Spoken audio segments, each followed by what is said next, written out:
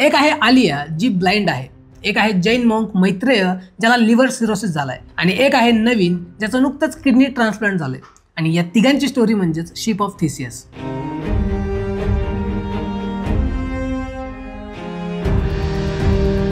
ही एक अँथॉलॉजी फिल्म आहे. म्हणजेच काय तर एकाच धाग्याच्या वेगवेगळ्या शॉर्ट स्टोरीज. मूवीचा प्लॉट एक्सप्लेन करायच्या आधी त्याचं टायटल एक्सप्लेन करतो, ते फार इंटरेस्टिंग आहे. शिप ऑफ थिसियस म्हणजे एखादी बोट इमॅजिन करा आणि त्या बोटीचा एखादा पार्ट खराब झाला, आपण जर तो रिनोव्हेट केला, असंच आपण रिपीटेडली केलं आणि त्या बोटीचे सगळे पार्ट जर नव्याने बदलले गेले तर तिला जुनी शिप ऑफ थिसियस बोट म्हणायचं का? म्हणजेच काय तर बोट पूर्णपणे नवीन झाली तरी सुद्धा आपण तिला जुनी शिप ऑफ थिसियस बोट म्हणतो. हाच आहे शिप ऑफ थिसियस पॅराडॉक्स. आणखीन सोपं करून सांगतो. समजा आपण आपल्या पीसी मध्ये नवीन काही हार्ड डिस्क ऍड केल्या किंवा नवनवीन फॉर्मॅट्स ऍड केले, काही सॉफ्टवेअर्स ऍड केले, तरी सुद्धा आपल्याला तो 2 वर्षापूर्वी घेतलेला जुना पीसीच वाटतो. अगदी तसंच हा एक थॉट एक्सपेरिमेंट आहे. म्हणजे जसं बोटीचे पार्ट्स बदलले जातात तसं आपल्या बॉडीचे सुद्धा काही पार्ट्स बदलले जाऊ शकतात. काहींचं हार्ट ट्रान्सप्लांट होतं, तर काहींचं लिव्हर ट्रान्सप्लांट, तर काहींना किडनी. पण हे ट्रान्सप्लांट झाल्यानंतर सुद्धा ती माणसं जुनी होती तीच राहतात का, असा एक फिलॉसॉफिकल प्रश्न तयार होतो. आणि या प्रश्नाला धरूनच आनंद गांधी यांनी ही फिल्म बनवली. आनंद गांधी यांनी डिरेक्ट केलेल्या या सिनेमामध्ये आयडेंटिटी, सेल्फ एक्झिस्टेन्शियलिझम आणि पर्पज या गोष्टी एक्सप्लोर केल्यात. आपण मुळात जन्म का घेतो, आपल्या या जन्माचं एक उद्देश आहे का, आणि सगळ्यात महत्त्वाचं या जन्मामध्ये आपण विश्वास कशावर ठेवायचा, या अशा फिलॉसॉफिकल प्रश्नांकडे ही फिल्म आपल्याला घेऊन जाते. यातली पहिली स्टोरी आहे आलियाची, एका ब्लाइंड फोटोग्राफरची. होय बरोबर, एक अंध मुलगी जी फोटोज क्लिक करते. एखाद्या डोळस माणसाला लाजवेल इतके सुंदर फोटोज ती क्लिक करत असते आणि त्यासाठी तिला रेकग्निशन सुद्धा मिळत असतं. पण स्टोरीमध्ये ट्विस्ट होतो जेव्हा तिच्या डोळ्यांचं ऑपरेशन होतं आणि तिला दिसायला लागतं. इतके दिवस फक्त आवाजावरून ती फोटो क्लिक करत असते, पण जेव्हा तिला दिसायला लागतं तेव्हा प्रॉब्लेम सुरू होतो. तिला पहिल्यासारखे फोटोज काढता येत नाही. इतकंच काय तर इतर फोटोग्राफरचे फोटो पाहून सुद्धा तिला तिच्या स्वतःच्या टॅलेंटवर प्रश्न निर्माण होतो. आणि या सगळ्या गोष्टींमुळे तिच्या मनामध्ये घालमेल सुरू होते. आणि या घालमेलीतच तिला आपल्याला एक व्हिजन मिळालंय, आपल्याला हे सुंदर जग पाहता येतं याची जाणीव होते आणि तिचं आर्टिस्टिक एक्सलन्स बद्दलचं ऑब्सेशन कमी होतं. हा तिच्यामध्ये झालेला बदल सकारात्मक आहे का नकारात्मक हे आपण नंतर ठरवू शकतो.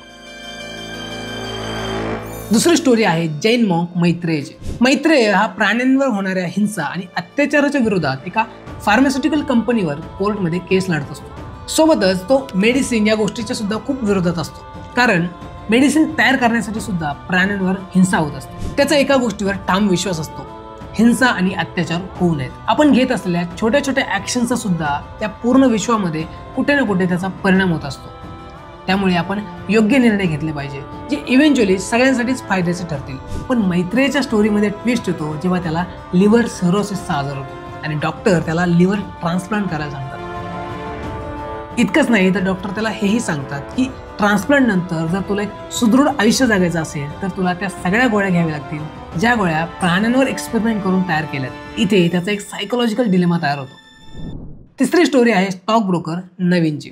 हा एक एकदम मटेरियलिस्टिक माणूस आहे. त्याला आयुष्यातल्या कुठल्याच फिलॉसॉफीमध्ये इंटरेस्ट नाहीये, फक्त पैसा कमावणे एवढंच काय त्याला माहिती. आणि काही दिवसांपूर्वी त्याची किडनी बदलण्यात आली. नवीनच्या स्टोरीमध्ये आणखीन एक सब कॅरेक्टर आहे शंकर. शंकर हा एक गरीब कामगार आहे, पण अपेंडिक्सचं ऑपरेशन सांगून त्याची किडनी काढून घेण्यात आली. नवीनला जेव्हा याबद्दल कळतं तेव्हा त्याला वाटतं की कदाचित शंकरचीच किडनी तर आपल्याला नाही मिळाली, पण तसं नसतं. जेव्हा तो शंकरला भेटतो, शंकरची परिस्थिती समजून घेतो, तेव्हा त्याला शंकरबद्दल भावना निर्माण होते आणि त्याला वाटतं की मी शंकरची मदत करायला हवी. आणि मग तो शंकरची किडनी कोणाकडे गेली असेल याचा शोध घेतो. दुसऱ्याच्या फांद्यात कशाला पडायचं असा विचार करणारा नवीन कोणाला तरी मदत करायला तयार होतो. शिप ऑफ थिसियस पॅराडॉक्स नुसार कदाचित जर आपलं शरीर अनेक अवयवांनी बदललं तर आपणच राहू का? आपला कॉन्शियसनेस आपलाच राहील का? आणि सगळ्यात महत्त्वाचं, या अवयवांच्या बदलण्याने इतके वर्ष जी आपली आयडेंटिटी होती, जी आपली मानसिकता होती, स्वभाव होता, दृष्टिकोन होता, तो बदलू शकतो का? असा एक मोठा प्रश्न हा चित्रपट तयार करतो. फिल्मच्या शेवटी एक एक्सपेरिमेंट होतो ज्यामध्ये ज्या माणसाने त्याचे बॉडी पार्ट्स या तिघांना दान केलेत त्या माणसाची व्हिडिओ दाखवण्यात येते. आज तो माणूस जरी जिवंत नसला तरी त्याचे अवशेष या लोकांमध्ये अजूनही जिवंत आहेत. तर इथे एक प्रश्न तयार होतो की तो माणूस या लोकांमध्ये अजूनही जिवंत असेल का? आणि फिल्म एका प्रश्नाने संपते की वेगवेगळ्या पार्टने माणूस बनतो की यापेक्षा वेगळं काहीतरी असतं. तुम्हाला याबद्दल काय वाटतं कमेंट करून सांगा आणि अशाच इंटरेस्टिंग रिकमेंडेशनसाठी चॅनलला सबस्क्राईब करा. भेटूयात पुढच्या व्हिडिओमध्ये. धन्यवाद.